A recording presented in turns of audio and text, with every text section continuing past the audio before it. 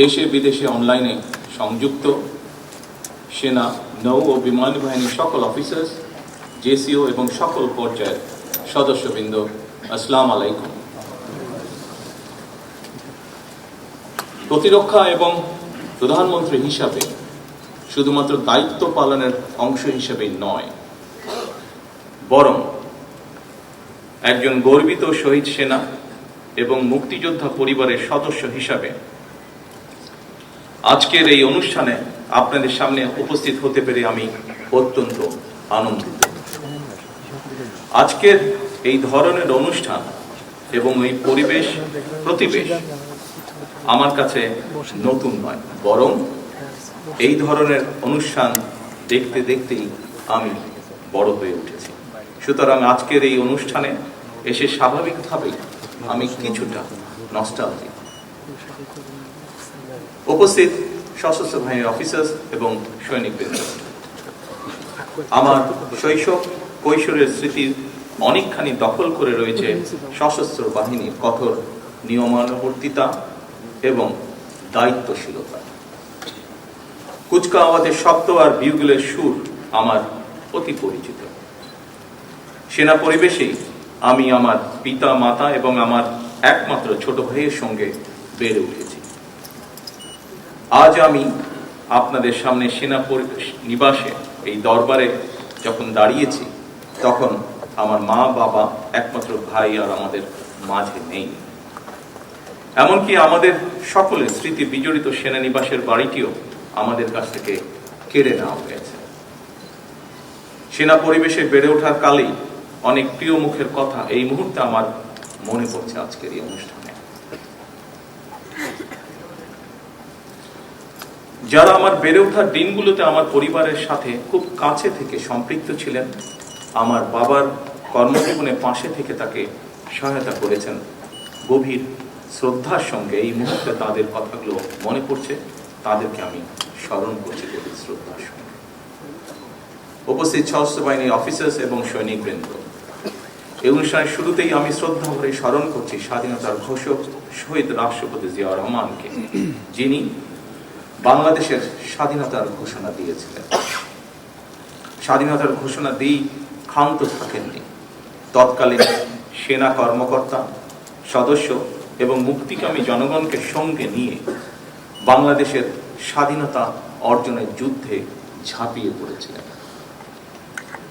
স্বাধীনতা এবং মুক্তিযুদ্ধের স্মৃতি নিয়ে শহীদ প্রেসিডেন্ট জিয়াউর রহমানের নিজের লেখা একটি প্রবন্ধ রয়েছে, একটি জাতির জন্ম শীর্ষক এই নিবন্ধে স্বাধীনতা এবং মুক্তিযুদ্ধের প্রেক্ষাপট এবং এর সূচনা লগ্ন, মুক্তিযুদ্ধে মেজর জিয়াউর রহমান এবং সেনাবাহিনীর ভূমিকা সুস্পষ্টভাবে বর্ণিত রয়েছে এই নিবন্ধে। 1972 সালের 26শে মার্চ বাংলাদেশের প্রথম স্বাধীনতা এবং জাতীয় দিবস উপলক্ষে অধুনালুপ্ত দৈনিক বাংলা পত্রিকার বিশেষ প্রোটপত্রে প্রকাশিত একটি জাতির জন্ম শীর্ষক নিবন্ধের শেষ প্যারায় শহীদ জিয়াউর রহমান লিখেছিলেন, সময় অতি মূল্যবান। আমি ব্যাটালিয়নের অফিসার, জেসিও আর জওয়ানদের ডাকলাম, তাদের উদ্দেশ্যে ভাষণ দিলাম। তারা সবাই জানত, আমি সংক্ষেপে সব বললাম এবং তাদের নির্দেশ দিলাম সশস্ত্র সংগ্রামে অবতীর্ণ হতে। তারা সর্বসম্মতিক্রমে হৃষ্টচিত্তে এই আদেশ মেনে নিল। আমি তাদের একটা সামরিক পরিকল্পনা দিলাম। তখন রাত 2:15, 26শে মার্চ 1971 সাল। রক্তের আখরে বাঙালির হৃদয় লেখা একটি দিন। বাংলাদেশের জনগণ চিরদিন স্মরণ রাখবে এই দিনটিকে, স্মরণ রাখবে ভালোবাসায়। এই দিনটিকে তারা কোনোদিন ভুলবে না, কোনো দিন না। স্বাধীনতার ঘোষকের লেখা একটি জাতির জন্ম নিবন্ধটি আবারও 1974 সালের তৎকালীন সাপ্তাহিক বিচিত্রায় হুবহু প্রকাশিত হয়েছিল। রক্তাঙ্গনের চাক্ষু স্মৃতি নিয়ে শহীদ জিয়ার লেখা নিবন্ধটি যখন প্রকাশিত হয়েছিল, সেই সময়টিতে প্রায় সকল মুক্তিযোদ্ধারাই ছিলেন জীবিত বা বর্তমান এবং তারা ছিলেন সেই সময় সাক্ষী। আমি মনে করি স্বাধীনতার ঘোষকের লেখা একটি জাতির জন্ম আমাদের স্বাধীনতা এবং মুক্তিযুদ্ধের ইতিহাসে এক অনন্য দলিল। উপস্থিত অফিসার্স এবং সৈনিক বৃন্দ, সামরিক, আধা সামরিক এবং বেসামরিক জনগণ, আমরা সবাই মিলে যুদ্ধ করে বাংলাদেশের স্বাধীনতা অর্জন করেছিলাম। আমি এই অনুষ্ঠানে আমাদের মহান মুক্তিযুদ্ধের বীর শহীদদের স্মরণ করছি, যাদের অসীম আত্মত্যাগে আমাদের স্বাধীন এবং সার্বভৌম আজকের এই বাংলাদেশ। দেশের স্বাধীনতা অর্জনের পরও বিভিন্ন সময় দেশের স্বার্থ বিরোধী তৎপরতা মোকাবেলা কিংবা বিদেশের মাটিতে দেশ এবং দেশের সশস্ত্র বাহিনীর গৌরব এবং মর্যাদা সমুন্নত রাখতে গিয়ে সশস্ত্র বাহিনীর যারা জীবন দিয়েছেন, যার মধ্যে পার্বত্য চট্টগ্রামে 217 জন এবং জাতিসংঘ শান্তিরক্ষা মিশনে গিয়ে এ পর্যন্ত 151 জন জীবন উৎসর্গ করেছেন, অনেকে হয়েছেন আহত। আমি তাদের আত্মদানকে কৃতজ্ঞতার সঙ্গে শ্রদ্ধা করে স্মরণ করছি। সশস্ত্র বাহিনীর উপস্থিত অফিসার্স এবং সৈনিকবৃন্দ, সশস্ত্র বাহিনী কেবল যুদ্ধকালীন প্রয়োজনে একটি অবশ্যম্ভাবী শক্তি নয়, বরং দেশের স্বাধীনতা সার্বভৌমত্ব রক্ষার অতন্দ্র প্রহরী হিসাবে ভূমিকা রাখার পাশাপাশি যে কোনো প্রাকৃতিক দুর্যোগ মোকাবেলা এবং রাষ্ট্রীয় সীমানার বাইরে জাতিসংঘ শান্তিরক্ষা মিশনের সদস্য হয়ে মুক্তিযুদ্ধ বিধ্বস্ত দেশের শান্তি প্রতিষ্ঠায় বাংলাদেশের সশস্ত্র বাহিনীর ভূমিকা বিশ্ব স্বীকৃত। 1971 সালে দেশের স্বাধীনতা অর্জনের যুদ্ধ, 1975 সালে 7ই নভেম্বরের সিপাহী জনতার ঐতিহাসিক বিপ্লব কিংবা 90-এর স্বৈরাচার বিরোধী আন্দোলনে সশস্ত্র বাহিনীর ভূমিকা দেশের স্বাধীনতা প্রিয় জনগণের কাছে ছিল অনুপ্রেরণার উৎস। 2009 সালে বিডিআর পিলখানায় পরিকল্পিত সেনা হত্যাযজ্ঞ চালিয়ে সেনাবাহিনীকে দুর্বল করে দেওয়া হয়েছিল। এরপর দীর্ঘ 1.5 দশকের শাসন শোষণের সময় দেশের সশস্ত্র বাহিনীকে বিতর্কিত করার অপচেষ্টাও চালানো হয়। 2024 সালে দেশ এবং জনগণের স্বাধীনতা রক্ষার যুদ্ধে সশস্ত্র বাহিনীর ভূমিকা দেশের স্বাধীনতা প্রিয় জনগণকে আশান্বিত করেছে। 2024 সালের 5ই আগস্ট পরবর্তী অস্থির সময় এবং দৃশ্যমান প্রশাসনিক অচলাবস্থাতেও সশস্ত্র বাহিনী অসাধারণ ভূমিকা পালন করেছে। এমনকি অন্তর্বর্তীকালীন সরকারের পুরো সময়টিতে আইন শৃঙ্খলা রক্ষা থেকে শুরু করে দেশের শিল্প অঞ্চল, নগর বন্দর এবং স্থবির হয়ে পড়া অর্থনীতির চাকা সচল রাখার ক্ষেত্রেও সশস্ত্র বাহিনীর ভূমিকা ছিল ইতিবাচক। গত 12ই ফেব্রুয়ারি মাসে অনুষ্ঠিত অবাধ, নিরপেক্ষ এবং গ্রহণযোগ্য নির্বাচন সম্পন্ন করার ক্ষেত্রে অন্তর্বর্তীকালীন সরকারের প্রতি সশস্ত্র বাহিনীর সহায়তা ছিল দেশ ও জনগণ এবং গণতান্ত্রিক বিধিবিধানের প্রতি সশস্ত্র বাহিনীর আস্থা ও বিশ্বাসেরই প্রতিফলন। উপস্থিত অফিসার্স এবং সৈনিকবৃন্দ, দীর্ঘ 18 বছর পর গত 26শে মার্চ নির্বাচন পরবর্তী গণতান্ত্রিক বাংলাদেশের 55তম স্বাধীনতা এবং জাতীয় দিবসে সাড়ম্বরে অনুষ্ঠিত হল রাষ্ট্রীয় কুচকাওয়াজ। অত্যন্ত সুশৃঙ্খল, পরিপাটি ও নজর কাড়া প্যারেড এবং প্রদর্শনীর জন্য আমি আপনাদেরকে বিশেষভাবে ধন্যবাদ জানাতে চাই। শৃঙ্খলা ও পেশাদারিত্বের এই অনন্য বহিঃপ্রকাশ কেবল সশস্ত্র বাহিনীর গৌরবে বৃদ্ধি করেনি, বরং দেশবাসীর সামনে দেশপ্রেমে উজ্জীবিত সুসংগঠিত সশস্ত্র বাহিনীর সাহসী প্রতিচ্ছবি তুলে ধরেছে, যা দেশবাসীকে করেছে গর্বিত। উপস্থিত অফিসার্স এবং সৈনিকবৃন্দ, স্বাধীনতার ঘোষক সাবেক সেনাপ্রধান শহীদ প্রেসিডেন্ট জিয়াউর রহমান, সাবেক প্রধানমন্ত্রী দেশনেত্রী মরহুমা খালেদা জিয়া বিশ্বাস করতেন এবং বর্তমান সরকার বিশ্বাস করে বাংলাদেশের ধর্মীয় ও সামাজিক মূল্যবোধে উজ্জীবিত দেশের জাতীয়তাবাদী শক্তি এবং সশস্ত্র বাহিনী যদি শক্তিমান এবং ঐক্যবদ্ধ থাকে, তাহলে বাংলাদেশকে কেউ কখনো পরাভূত করতে পারবে না। সশস্ত্র বাহিনীর আধুনিকায়নে স্বাধীনতার ঘোষক শহীদ রাষ্ট্রপতি জিয়াউর রহমান কিংবা সাবেক প্রধানমন্ত্রী ভূমিকা, দেশনেত্রী খালেদা জিয়ার ভূমিকা এবং গৃহীত পদক্ষেপ সম্পর্কে আপনারা সবাই কম বেশি অবগত আছেন। স্বাধীনতা পরবর্তী বাংলাদেশে বিশেষ করে সেনাবাহিনীতে চরম অস্থিরতা, বিশৃঙ্খলা এবং চেইন অফ কমান্ডের চরম অবনতিতে সাবেক সেনাপ্রধান শহীদ জিয়াউর রহমানের দৃঢ় নেতৃত্বে সশস্ত্র বাহিনীকে পুনর্গঠিত করা হয়। সশস্ত্র বাহিনীতে শৃঙ্খলা পুনঃপ্রতিষ্ঠিত করা হয়।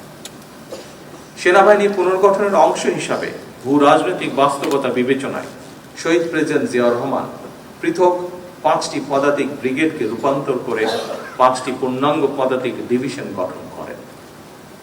পরবর্তীতে 6ষ্ঠ ডিভিশনের ভিত্তি স্থাপন করেন। তারই পরিকল্পনায় বাংলাদেশ সেনাবাহিনীকে ব্রিগেড কাঠামো থেকে ডিভিশনাল কাঠামোতে উন্নীত করা হয়। একটি স্বাধীন রাষ্ট্রের জন্য জাতীয় প্রতিরক্ষা নীতি অপরিহার্য। এই বাস্তবতা উপলব্ধি করে শহীদ জিয়াউর রহমান আভ্যন্তরীণ স্থিতিশীলতা ও বৈদেশিক ভারসাম্যের মধ্যে সেতুবন্ধন তৈরির লক্ষ্যে প্রথমবারের মতো সুনির্দিষ্টভাবে দেশের প্রতিরক্ষা নীতি প্রণয়ন করেন। যুদ্ধকালীন সময় 1971 সালে 21শে নভেম্বর সমন্বিত আক্রমণকে তিনি বাংলাদেশের প্রথম যৌথ যুদ্ধের মডেল হিসেবে স্বীকৃতি দিয়ে আধুনিক রণকৌশলের ভিত্তি মজবুত করেছিলেন। তিনি সশস্ত্র বাহিনীকে কেবল একটি সামরিক শক্তি হিসেবেই দেখেননি, বরং একে নৈতিক শক্তি এবং জনগণের প্রতি ভালোবাসার এক অনন্য মাত্রায় উন্নীত করেছিলেন। সামরিক শিক্ষা ও প্রাতিষ্ঠানিক উন্নয়নে শহীদ জিয়ার অবদান অনন্য। তারই হাত ধরেই 1977 সালে প্রতিষ্ঠিত হয় defence service command and staff college. এছাড়া উন্নত সামরিক প্রশিক্ষণের জন্য স্কুল অফ ইনফ্যান্ট্রি অ্যান্ড ট্যাকটিক্সকে সিলেটে স্থানান্তর এবং আধুনিকায়ন করা হয়। পাশাপাশি তিনি প্রতিরক্ষা শিল্পের বিকাশ এবং গোয়েন্দা কাঠামোর পুনর্গঠন করেন। নৌবাহিনীর সক্ষমতা বৃদ্ধির জন্য তিনি 1978 সালে যুক্তরাজ্য হতে অ্যান্টি এয়ারক্রাফট সক্ষমতা সম্পন্ন ফ্রিগেট বাংলাদেশ নৌবাহিনী জাহাজ আলী হায়দার এবং 1980 সালে 4টি পেট্রোল ক্রাফট অন্তর্ভুক্ত করেন। আন্তর্জাতিক অঙ্গনেও তার দূরদর্শী পদক্ষেপের ফলে 1981 সালে কুয়েতে প্রথম বৈদেশিক মিশনের মাধ্যমে আন্তর্জাতিক অঙ্গনে বাংলাদেশ সশস্ত্র বাহিনীর কার্যক্রমের সূচনা ঘটে, যা আজ বিশ্বব্যাপী স্বীকৃত। শহীদ রাষ্ট্রপতি জিয়াউর রহমান উপলব্ধি করেছিলেন যে একটি ছোট অর্থনীতি এবং সীমিত সামরিক সম্পদের রাষ্ট্র হিসেবে বাংলাদেশ কেবল প্রচলিত সামরিক শক্তির উপর নির্ভর করে টিকে থাকতে পারবে না। তাই তিনি প্রতিরক্ষা প্রস্তুতির অংশ হিসেবে টোটাল পিপলস ওয়ার বা সর্বাত্মক গণযুদ্ধের ধারণা সামনে আনেন, যার মূল দর্শন ছিল রাষ্ট্রের প্রতিরক্ষা কেবল সশস্ত্র বাহিনীর দায়িত্ব নয়, বরং এটি গোটা জাতির সম্মিলিত দায়। তার এই দর্শন 3টি ভিত্তির উপর প্রতিষ্ঠিত: জনগণের সচেতনতা ও অংশগ্রহণ, একটি পেশাদার ও দক্ষ সশস্ত্র বাহিনী এবং একটি স্বনির্ভর প্রতিরক্ষা শিল্প। তিনি কেবল একটি সামরিক বাহিনী গড়ে তোলেননি, বরং একটি আত্মমর্যাদাশীল, শক্তিশালী এবং গণমুখী রাষ্ট্রের ভিত্তি স্থাপন করেছিলেন। উপস্থিত অফিসার্স এবং সৈনিকবৃন্দ, সশস্ত্র বাহিনীর আধুনিকরণে শহীদ জিয়া অনুসৃত নীতি পদ্ধতি খালেদা জিয়ার সরকারও অব্যাহত রেখেছিলেন। বেগম খালেদা জিয়ার নেতৃত্বে বিএনপি সরকার 1991 সাল থেকে 1996 সাল এবং 2001 সাল থেকে 2006 সময়কালে আমাদের সশস্ত্র বাহিনীর শক্তি, দক্ষতা এবং সক্ষমতা বৃদ্ধির জন্য গ্রহণ করা হয় নানামুখী পদক্ষেপ। 1991 সালে বিএনপি সরকার দায়িত্ব নেবার পর আর্ম ফোর্সেস ডিভিশন পুনর্গঠন করে তিন বাহিনীর মধ্যে সমন্বিত ভূমিকার পথ প্রশস্ত করা হয়। এই সময় সেনাবাহিনীর সক্ষমতা বৃদ্ধিতে 21টি ট্যাঙ্ক, 670টি ATGM, 105টি APS, 37 মিলিমিটার বিমান বিধ্বংসী গান সহ ইউনিট গঠন, 74টি 122 mm গান সংযোজন, আর্মি এভিয়েশনের জন্য 3টি বেল হেলিকপ্টার সহ অনেক অস্ত্র এবং সরঞ্জাম সংযোজিত হয়েছে। নৌবাহিনী সক্ষমতা বৃদ্ধির জন্য 1992 সালে 4টি মিসাইল বোট, 1994 সালে 4টি মাইন সুইপিং জাহাজ, 2002 সালে বাংলাদেশ নৌবাহিনী জাহাজ সালাম ও অগ্রদূত, 2003-4 সালে 5টি OPV, 2টি পেট্রোল ক্রাফট, 2টি টাগবোট সংযোজিত হয়। ত্রিমাত্রিক নৌবাহিনী গড়ে তোলার লক্ষ্যে 2003 সালে 4টি সাবমেরিনের সমন্বয় সাবমেরিন স্কোয়াড গঠনের নীতিগত অনুমোদন হয়, যার ধারাবাহিকতায় 2017 সালে 2টি সাবমেরিন নৌবহরে সংযুক্ত হয়েছে। যুদ্ধ জাহাজ ও টহল সক্ষমতা বৃদ্ধি, উপকূলীয় নজরদারি এবং সামগ্রিক নিরাপত্তা ব্যবস্থা উন্নয়ন এবং আন্তর্জাতিক সহযোগিতা সম্প্রসারণের মাধ্যমে বাংলাদেশের নৌবাহিনীকেও আরো শক্তিশালী ও কার্যকর বাহিনী হিসাবে গড়ে তোলা হয়েছিল। বিমান বাহিনীর শক্তি বৃদ্ধির জন্য 1991 থেকে 96 সাল এবং 2001 থেকে 2006 সালের মধ্যে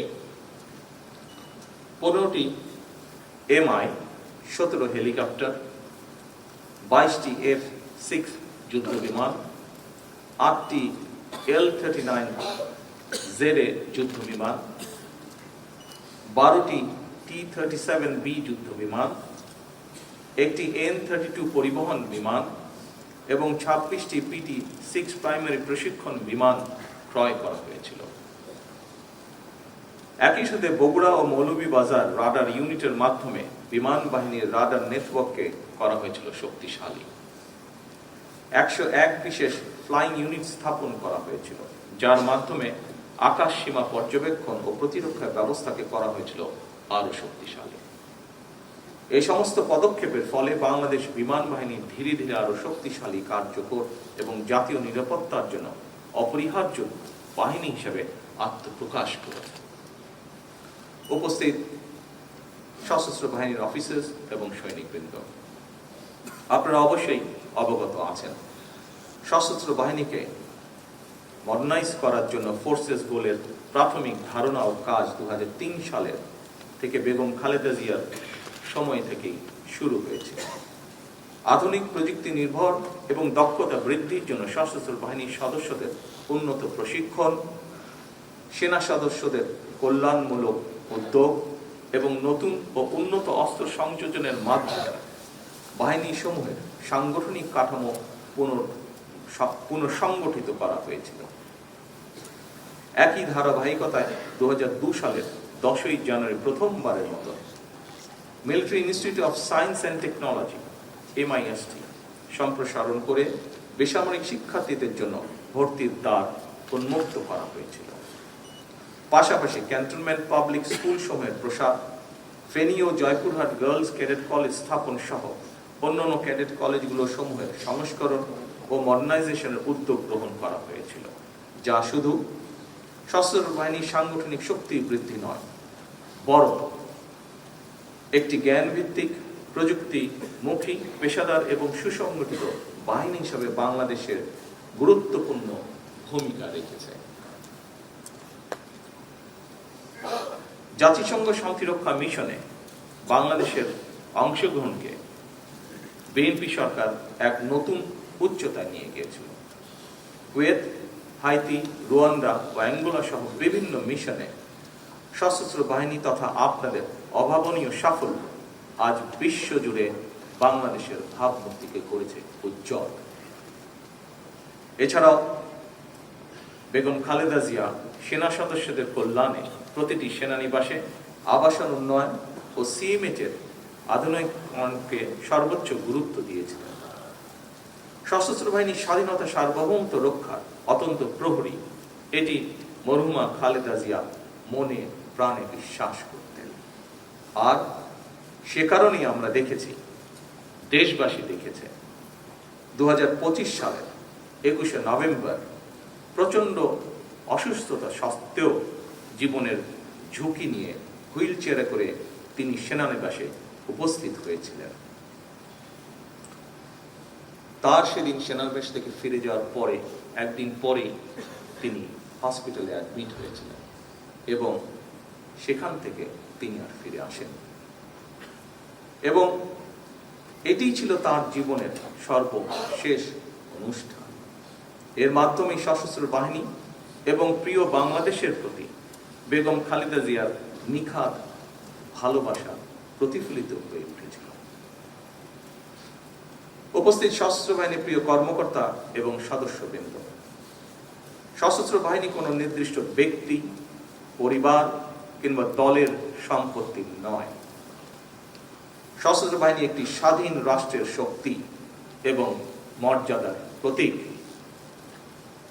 রাষ্ট্রীয় সংবিধানের প্রতি দায়বদ্ধতা এবং জনগণের অবিচল আস্থাই হতে হবে সশস্ত্র বাহিনীর পথ চলার প্রধান ভিত্তি। দেশের স্বাধীনতা, সার্বভৌমত্ব রক্ষা করাই আমাদের প্রতিটি সদস্যের একমাত্র এবং পবিত্র চূড়ান্ত দায়িত্ব। আমরা এমন এক সশস্ত্র বাহিনী চাই যাদেরকে বহিঃশক্তি সমীহ করবে আর দেশের জনগণ রাখবে আস্থায়। পেশাদারিত্বের প্রশ্নে কোনো আপোষ না করে সশস্ত্র বাহিনীকে সবসময় একটি সুউচ্চ আদর্শিক অবস্থানে থাকতে হবে। রাষ্ট্রীয় মর্যাদা রক্ষায় শহীদ রাষ্ট্রপতি জিয়াউর রহমান সশস্ত্র বাহিনীর প্রতিটি স্তরে দেশপ্রেমের যে অগ্নিশিখা জ্বালিয়ে দিয়েছিলেন তা যেন কখনো নিভে না যায়। 26শে মার্চ স্বাধীনতার ঘোষণা, 21শে নভেম্বর যৌথ সামরিক পূর্ণতা এবং 7ই নভেম্বর দেশপ্রেম ও পেশাদারিত্বের পুনর্জাগরণ, এই তিন অবিভাজ্য ধারা আমাদের সামরিক বাহিনী, সশস্ত্র বাহিনীর ঐতিহ্যের মেরুদণ্ড। গণতান্ত্রিক দায়িত্ববোধ এবং দেশের সার্বভৌমত্ব অতন্দ্র প্রহরী হিসাবে নিজেদের প্রস্তুত রেখে এই বাহিনীর গৌরবোজ্জ্বল ইতিহাসকে আগামী প্রজন্মের অনুপ্রেরণা হিসেবে টিকিয়ে রাখা আমাদের সকলের সম্মিলিত অঙ্গীকার। উপস্থিত সশস্ত্র বাহিনীর অফিসার্স এবং সৈনিকবৃন্দ, আমাদের সামনে নতুন বাস্তবতা এসেছে। বর্তমান সময়ে যুদ্ধের ধরন পাল্টেছে, বদলেছে নিরাপত্তার ধরন। আজ নিরাপত্তা মানে কেবল স্থল সীমান্তে সুরক্ষা নয়, এর সঙ্গে যুক্ত হয়েছে সমুদ্র, আকাশ, সাইবার স্পেস, তথ্য যুদ্ধ, প্রযুক্তি নির্ভর প্রতিরক্ষা, ড্রোন, কৃত্রিম বুদ্ধিমত্তা, উপকূলীয় নিরাপত্তা, জ্বালানি অবকাঠামো, সামুদ্রিক সম্পদ এবং আঞ্চলিক ভূকৌশলগত প্রতিযোগিতা। সশস্ত্র বাহিনীকে শুধুমাত্র আধুনিক যুদ্ধ সরঞ্জাম সংযোজনেই সীমাবদ্ধ না থেকে বরং একই সাথে সমান গুরুত্বের সাথে পেশাগত দক্ষতা, কৌশলগত প্রজ্ঞা ও জ্ঞান ভিত্তিক সক্ষমতা বৃদ্ধিতে সর্বদা সচেষ্ট থাকতে হবে, যাতে করে সশস্ত্র বাহিনী যে কোনো সমসাময়িক ও ভবিষ্যৎ নিরাপত্তার চ্যালেঞ্জ মোকাবেলা করতে সক্ষম হয়। এই বাস্তবতাকে সামনে রেখে সশস্ত্র বাহিনীর উন্নয়নে আমাদের সরকারের নির্বাচনী ইশতেহারে বিশেষ প্রাধান্য দেওয়া হয়েছে। শুধুমাত্র সশস্ত্র বাহিনী নয়, নির্বাচনের আগে ঘোষিত ইশতেহারে দেশের প্রতিটি সেক্টরের সংস্কার এবং উন্নয়ন, সেক্টর সকল শ্রেণী পেশার মানুষের অর্থ, সামাজিক এবং জীবনমান উন্নয়নের লক্ষ্যে সুনির্দিষ্ট নীতিমালা এবং কর্মসূচি প্রকাশ করা হয়েছিল। নারীর অর্থনৈতিক ক্ষমতা উন্নয়নে লক্ষ্যে দেশের প্রায় 4 কোটি পরিবারের নারী প্রধানের কাছে আমরা ফ্যামিলি কার্ড পৌঁছে দিতে চাই পর্যায়ক্রমিকভাবে। ক্রীড়াকে পেশা হিসেবে প্রতিষ্ঠিত করার লক্ষ্যে ক্রীড়া কার্ড এরই মধ্যে দেওয়ার কার্যক্রম শুরু হয়েছে। দেশের সকল মসজিদের ইমাম, খতিব, মুয়াজ্জিন এবং সকল ধর্মাবলম্বী ধর্মীয় প্রধানদের জন্য আর্থিক সম্মানের যে কমিটমেন্ট আমাদের ছিল, সেটির কাজও বর্তমান সরকার শুরু করেছে। দেশে অনাহত বন্যা খরা মোকাবেলা করে পানি ব্যবস্থাপনা এবং সেচ এবং বিশেষ করে কৃষি সেচ সুবিধা নিশ্চিত করার লক্ষ্যে খাল খনন কর্মসূচির কাজ এরই ভিতরে শুরু হয়েছে। এভাবেই প্রতিটি কর্মসূচি বর্তমান সরকার ইতিমধ্যে পাইলট প্রজেক্ট হিসেবে বাস্তবায়ন শুরু করে দিয়েছে আলহামদুলিল্লাহ। একটি নীতিমালার ভিত্তিতে পর্যায়ক্রমে সারা দেশে সবাই সরকার ঘোষিত এই সকল সুবিধাগুলি পাবেন ইনশাআল্লাহ। উপস্থিত সশস্ত্র বাহিনীর অফিসার্স এবং সৈনিকবৃন্দ, আগামী 14 এপ্রিল অর্থাৎ বাংলা নববর্ষের প্রথম দিন থেকে আমরা কৃষকদের জন্য কৃষক কার্ড প্রদান শুরু করতে যাচ্ছি। আমরা আশা করছি কৃষি অর্থনীতির বিকাশ এবং কৃষকদের জীবন মান উন্নয়নে কৃষক কার্ড অবশ্যই একটি গুরুত্বপূর্ণ ভূমিকা রাখবে। পর্যায়ক্রমে সারা দেশের সকল কৃষক এই সুবিধা পাবে, যা প্রায় 2,75,00,000 কৃষক, যারা সরাসরি কৃষি পেশার সাথে জড়িত।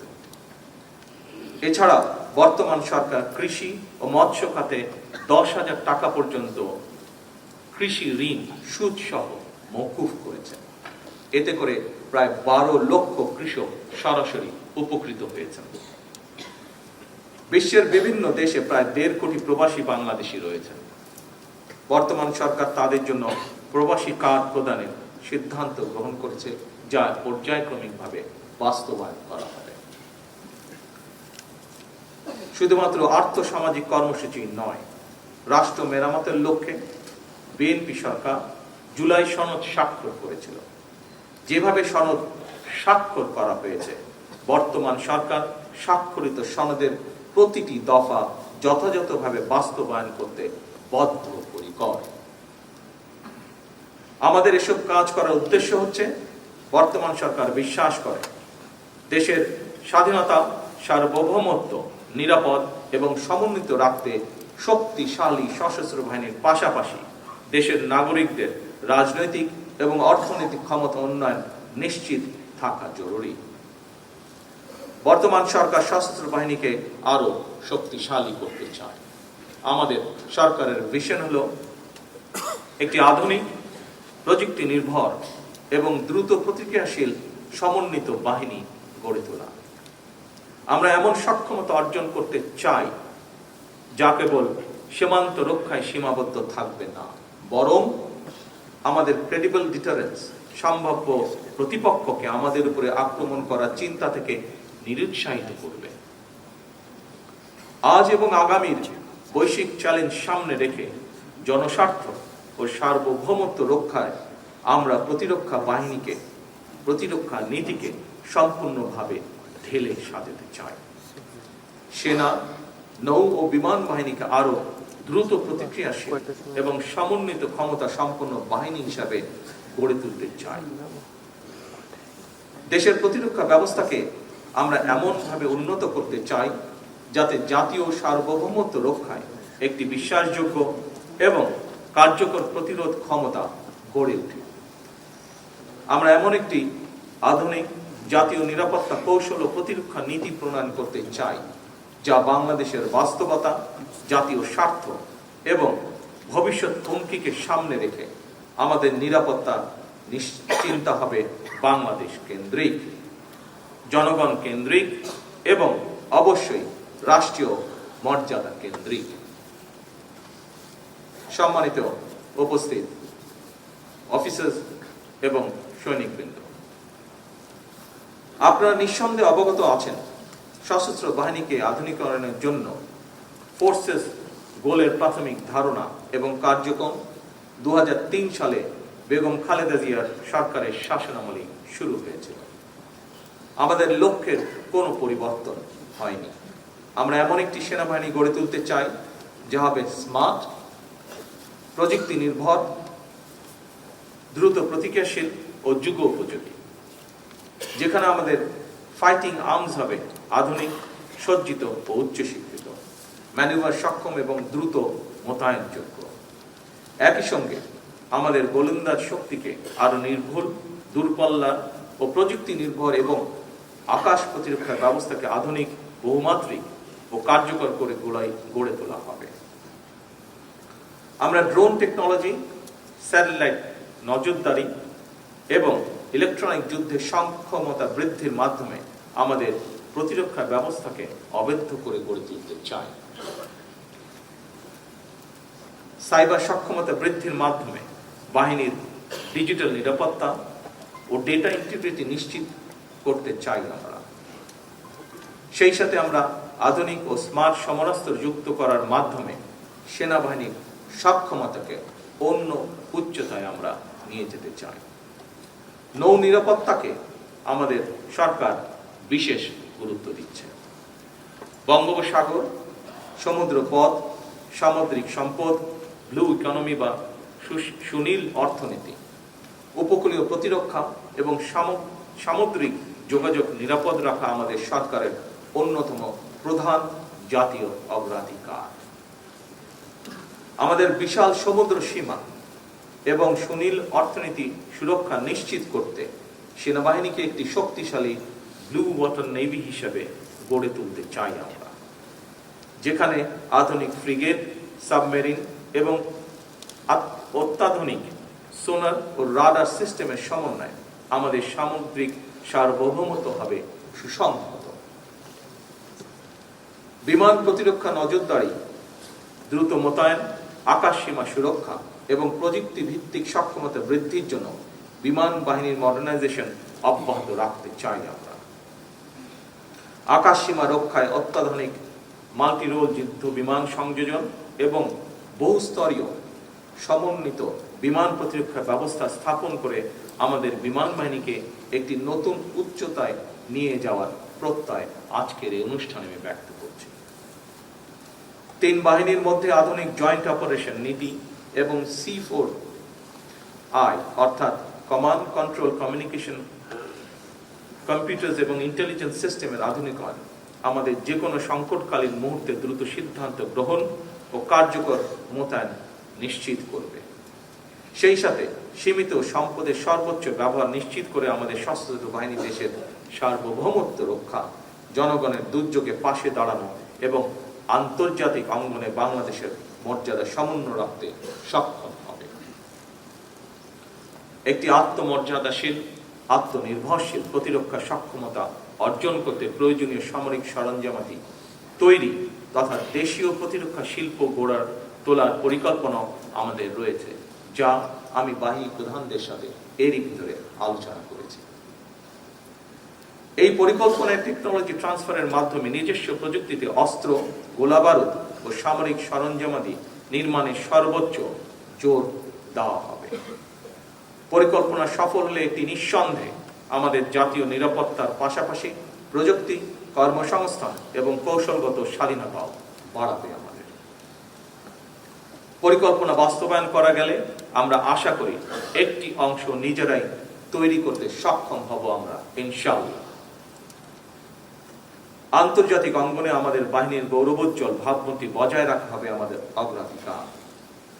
বিশ্ব শান্তি রক্ষায় জাতিসংঘ শান্তিরক্ষা মিশনে আমাদের যে সাফল্য রয়েছে, আগামী দিনেও আমরা সেই সাফল্যের ধারা অব্যাহত রাখবো ইনশাআল্লাহ। বহির্বিশ্বে দেশের মর্যাদা উজ্জ্বল করতে আমাদের সততা, আপনাদের সততা, শৃঙ্খলা এবং দায়িত্বশীলতা একটি শক্তিশালী কূটনৈতিক হাতিয়ার হিসেবেও কাজ করবে। বর্তমান সরকার মিলিটারি টু মিলিটারি পার্টনারশিপ উন্নয়নের মাধ্যমে আঞ্চলিক ও আন্তর্জাতিক বন্ধুত্বকে আরো সুদৃঢ় করতে চায়। নতুন প্রজন্মের সেনা সদস্যদের দেশপ্রেম, সাহস ও প্রজ্ঞাকে আমরা আধুনিক প্রযুক্তির সাথে সমন্বয় করে একটি বিশ্বমানের স্মার্ট ও পেশাদারিত্ব সশস্ত্র বাহিনী গড়ে তুলতে চাই ইনশাআল্লাহ। আজ আপনাদের সামনে আমি সশস্ত্র বাহিনী বর্তমান সরকারের কিছু পরিকল্পনা এবং পদক্ষেপের কথা বলেছি। একই সঙ্গে আমি বিগত 1.5 দশকের সময় কিছু তপ্ত ও তিক্ত বাস্তবতাকেও আপনাদের সামনে তুলে ধরতে চাই। এই সময়টিতে পিলখানায় বিডিআর সদর দপ্তরে সংগঠিত বেদনা বিধুর অধ্যায় আজও আমাদের হৃদয় এক গভীর ক্ষত হিসাবে রক্তক্ষরণ ঘটায়। সেই ট্র্যাজেডিতে আমরা আমাদের শ্রেষ্ঠ সন্তানদেরকে হারিয়েছি, যার সুষ্ঠু তদন্ত ও ন্যায় বিচার নিশ্চিত করা বর্তমান সরকারের একটি অন্যতম অঙ্গীকার। এমন বাস্তবতায় আজ আমি আপনাদের আশ্বস্ত করতে চাই, রাজনৈতিক কারণে কিংবা ন্যায় ও ন্যায্যতার ব্যত্যয় ঘটিয়ে যদি আপনাদের কারো প্রতি কোনো অবিচার করা হয়ে থাকে, বর্তমান সরকার সেটি যথানিয়মের প্রতিকার করার চেষ্টা করবে ইনশাআল্লাহ। কারণ আমরা মনে করি এটি কেবল একটি প্রশাসনিক পদক্ষেপই নয়, বরং সশস্ত্র বাহিনীর চেইন অফ কমান্ড এবং নৈতিক ভিত্তি প্রতিষ্ঠার জন্য একটি ইতিবাচক উদ্যোগ।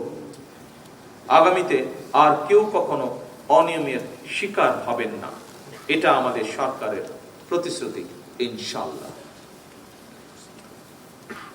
উপস্থিত বাহিনী প্রধানবৃন্দ, উপস্থিত অফিসার্স, উপস্থিত সৈনিকবৃন্দ, আমিও সেনা পরিবারেরই সন্তান। সঙ্গত কারণে সশস্ত্র বাহিনীর মনোজগতের সঙ্গে আমি নিবিড় সম্পর্ক অনুভব করি। এই বাহিনীর প্রতিটি সদস্যদের কল্যাণ ও তাদের পরিবারের সামাজিক নিরাপত্তার বিষয়ে অবশ্যই বর্তমান সরকার গুরুত্বের সাথে বিবেচনা করবে। সশস্ত্র বাহিনীর অবকাঠামোগত উন্নয়নের পাশাপাশি বর্তমান সরকার সশস্ত্র বাহিনীর সদস্যদের কল্যাণ, পরিবার, বাসস্থান, চিকিৎসা, প্রশিক্ষণ, ক্যারিয়ার উন্নয়ন এবং অবসরোত্তর মর্যাদাকেও গুরুত্বের সঙ্গে বিবেচনা করতে চায়। বেতন কাঠামো পুনর্মূল্যায়নের কাজ শুরু হলেও বর্তমান সশস্ত্র বাহিনীর জন্য একটি আধুনিক বেতন কাঠামো প্রণয়ন করার পরিকল্পনা আমাদের রয়েছে। চিকিৎসা নিশ্চিত করতে প্রতিটি ক্যান্টনমেন্টে সিএমএইচ এর চিকিৎসা এবং আনুষঙ্গিক সুবিধা যথাসম্ভব বাড়ানোর পরিকল্পনাও আমাদের রয়েছে পর্যায়ক্রমিকভাবে। দুর্গম এলাকায় দায়িত্বরত সদস্যদের পরিবারের নিরাপত্তা এবং তাদের সন্তানদের উন্নত শিক্ষা নিশ্চিত করতে শিক্ষা প্রতিষ্ঠানে ভর্তি এবং বৃত্তির সুযোগ বাড়ানোর পরিকল্পনা আমাদের রয়েছে। শহীদ, যুদ্ধাহত এবং অবহেলিত পরিবারগুলোর মর্যাদা এবং পুনর্বাসন বর্তমান সরকারের অগ্রাধিকার তালিকার একটি। সেনানিবাসগুলোতে আবাসন এবং জীবনযাত্রার মান উন্নয়ন সহ তৃণমূল পর্যায়ে সেনা সদস্যদের জন্য অবসরোত্তর সামাজিক নিরাপত্তা ও আত্মমর্যাদাশীল অবস্থান নিশ্চিত করাও বর্তমান সরকার এ ব্যাপারে সচেতন। বর্তমান সরকার ইতিমধ্যেই অবসরপ্রাপ্ত সেনাদের জীবনমান উন্নয়নে তাদের দীর্ঘদিনের প্রত্যাশা অনুযায়ী ওয়ান র্যাঙ্ক ওয়ান পেনশন নীতি চালুর ব্যাপারে নীতিগতভাবে আমরা একমত, যা আমাদের নির্বাচনী ম্যানিফেস্টোতেও আমরা উল্লেখ করেছি।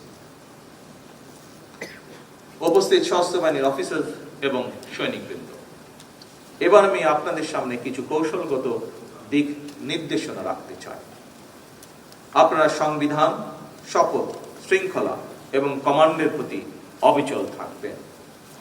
আমাদের সকলকে মনে রাখতে হবে, চেইন অফ কমান্ড, ডিসিপ্লিন এবং পেশাদারিত্ব সশস্ত্র বাহিনীর সফলতার মূল চাবিকাঠি। সুতরাং নিজেদের পেশাগত দক্ষতা ক্রমাগত উন্নত করার কোনোই বিকল্প নেই। আধুনিক যুদ্ধক্ষেত্রে কেবল প্রযুক্তি দিয়ে নয়, বরং কৌশল এবং দক্ষতা দিয়ে মোকাবেলা করতে হয়। এর জন্য প্রয়োজনীয় আন্তঃবাহিনী সমন্বয় এবং কৌশলগত চিন্তা শক্তির সংমিশ্রণ থাকতে হবে অবশ্যই। জনগণের সঙ্গে আপনাদের সম্পর্ক হবে আস্থা, বিশ্বাস ও গভীর দায়িত্ববোধের। এর ভিত্তিতেই গড়ে ওঠা এক অটুট বন্ধন। এই বন্ধনেই আপনাদের শক্তি এবং প্রেরণা হিসাবে কাজ করবে। আমাদের মনে রাখতে হবে, বাংলাদেশের প্রতিটি নাগরিক সশস্ত্র বাহিনীকে শুধু শেষ ভরসার আশ্রয় হিসেবেই দেখে না, বরং সাহস, দৃঢ়তা এবং নির্ভরতার প্রতীক হিসেবেও তারা আপনাদেরকে দেখে। আপনাদের প্রতি জনগণের এই অকৃত্রিম আস্থা এবং ভালোবাসাই যেন আপনাদের অন্যতম চালিকা শক্তি ও অনুপ্রেরণা হয়। দুর্নীতি, দায়িত্বে অবহেলা, অব্যবস্থাপনা এবং ক্ষমতার অপব্যবহার থেকে নিজেকে সর্বতোভাবে বিরত রাখবেন। আমাদেরকে মনে রাখতে হবে, দেশের সম্পদ সুষ্ঠু ব্যবহার নিশ্চিত করা এবং অপচয় রোধ করা আমাদের সবার নৈতিক এবং পেশাগত দায়িত্ব। আন্তর্জাতিক অঙ্গনে দায়িত্ব পালনকালে, বিশেষত শান্তিরক্ষা মিশনে নিয়োজিত অবস্থায় বাংলাদেশের মর্যাদাকে সবার উপরে স্থান দিতে হবে। কারণ আপনি সেখানে শুধুমাত্র একজন সৈনিক নন, বরং বাংলাদেশের একজন প্রতিনিধি। সেখানে উপস্থিত সশস্ত্র বাহিনীর অফিসার্স এবং সৈনিকবৃন্দ, বাংলাদেশকে আমরা এমন একটি রাষ্ট্র হিসেবে গড়ে তুলতে চাই যে বাংলাদেশ কারো আধিপত্য মেনে নেবে না, যে বাংলাদেশ বিশ্ব দরবারে মাথা উঁচু করে দাঁড়াবে। আন্তর্জাতিক সম্পর্কের মাত্রা নির্ধারিত হবে পারস্পরিক সম্মান, স্বার্থ এবং সমতার ভিত্তিতে। এক্ষেত্রে সশস্ত্র বাহিনীর ভূমিকা অপরিসীম।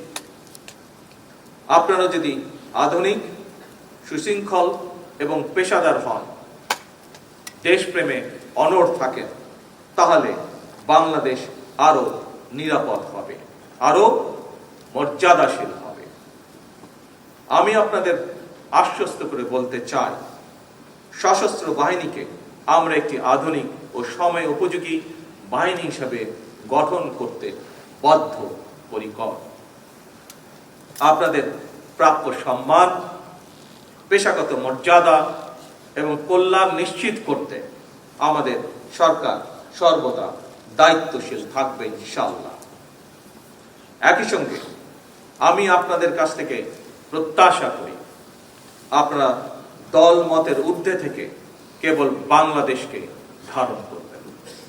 প্রয়োজনে নিজের জীবন বিপন্ন করে হলেও সর্বক্ষেত্রে আমরা দেশের স্বার্থকে সবার উপরে প্রাধান্য দেব। আমাদের কাছে সবার আগে বাংলাদেশ। আজকের এই দরবার থেকে আমি একটি বার্তা দিতে চাই, বাংলাদেশ এগোবে শৃঙ্খলা, সক্ষমতা, আত্মমর্যাদা এবং দেশপ্রেমের শক্তিতে। আর সেই অগ্রযাত্রায় আমরা আমাদের সহযোদ্ধা হিসাবে আপনাদের গৌরবময় সশস্ত্র বাহিনীকে পাশে দেখতে চাই। সশস্ত্র বাহিনী যেই কারণে গঠিত হয়েছে, সকল কাজে আমরা সেই উদ্দেশ্যকে স্মরণ রাখব। আমাদের সম্মিলিত প্রচেষ্টায় বাংলাদেশ সশস্ত্র বাহিনী হবে ইনশাআল্লাহ বিশ্বের অন্যতম শ্রেষ্ঠ, পেশাদার, আধুনিক ও মর্যাদাপূর্ণ বাহিনী। আসুন আমরা সবাই মিলে প্রতিজ্ঞা করি, বাংলাদেশের সার্বভৌমত্ব রক্ষা করব, সংবিধানের মর্যাদা সমুন্নত রাখব, জনগণের আস্থা অটুট রাখব এবং সর্বোপরি আমরা বাংলাদেশকে ভালোবাসব কর্মে, সততায়, শপথে এবং ত্যাগে। উপস্থিত সকল অফিসার্স বৃন্দ এবং সৈনিক বৃন্দ, বাংলাদেশের সশস্ত্র বাহিনী, আপনারা এদেশেরই সন্তান। এদেশের মাটি মানুষের সঙ্গে আমার, আপনার, আমাদের সকলের বেড়ে ওঠা। সুতরাং এই মাটি ও মানুষের স্বাধীনতা এবং সার্বভৌমত্ব রক্ষা আমাদের সকলের ঈমানি দায়িত্ব।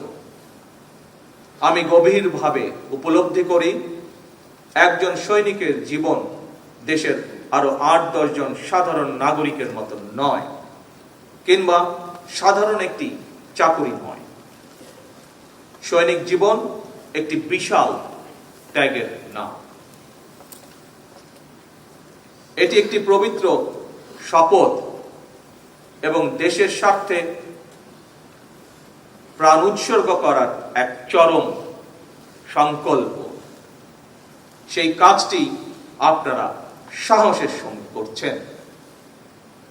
আমি বিশ্বাস করি আমরা সকলেই যদি যে যার অবস্থান থেকে যার যার ভূমিকা নিষ্ঠার সঙ্গে পালন করি, তাহলে দেশের স্বার্থ বিরোধীরা আর বাংলাদেশকে তাবেদার রাষ্ট্রে পরিণত করতে পারবে না ইনশাআল্লাহ।